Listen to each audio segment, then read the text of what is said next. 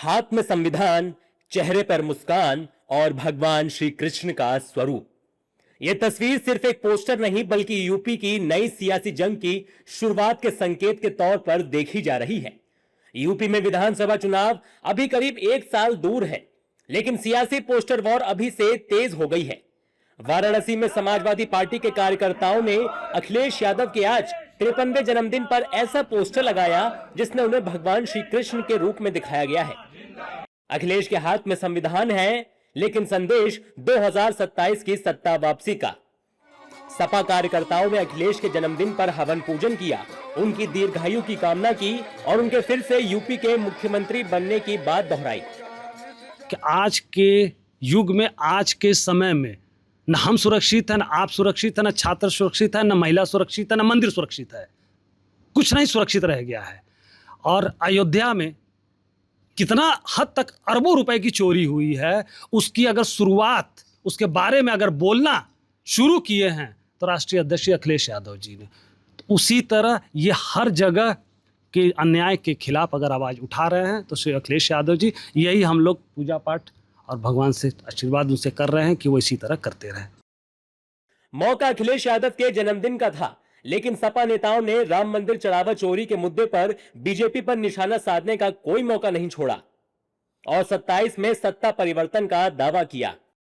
बनारस में एक पोस्टर लगा तो काफी वायरल है, क्या कहेंगे सर? समाजवादी पार्टी की 27 में सरकार बनेगी तो राम मंदिर घोटाले में, चोरी में, गबन में जो लोग शामिल हैं, जिसको भाजपा सरकार बचाने का काम कर रही है, वो सब जेल के पीछे होंगे। बनारस में जो फोटो लगाई गई है वो इसी बात का प्रतीक है कि भगवान राम के मंदिर में जिन लोगों ने चोरी करी है वो महापाप है और उनको बड़ा दंड मिलना चाहिए।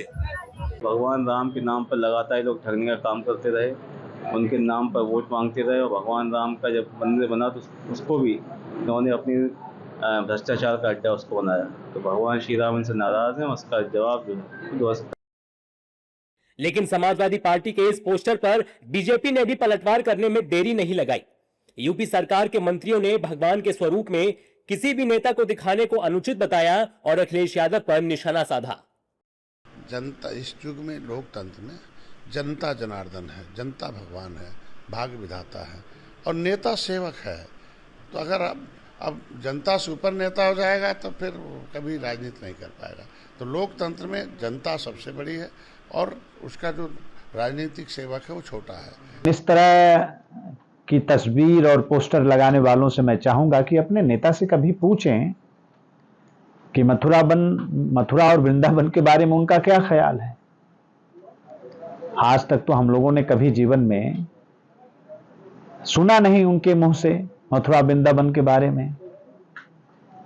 तो कभी उनको यह भी पूछना चाहिए और हर चीज की एक हद होनी चाहिए। इंसान इंसान है, भगवान भगवान है। दिलचस्प बात यह है कि यह पहली बार नहीं है। कुछ दिन पहले कांग्रेस सांसद राहुल गांधी के जन्मदिन पर भी उन्हें भगवान परशुराम के स्वरूप में दिखाते हुए पोस्टर लगाए गए थे और अब अखिलेश यादव का श्री कृष्ण अवतार, यानी नेताओं को धार्मिक प्रतीकों से जोड़ने की राजनीति एक बार फिर चर्चा के केंद्र में है।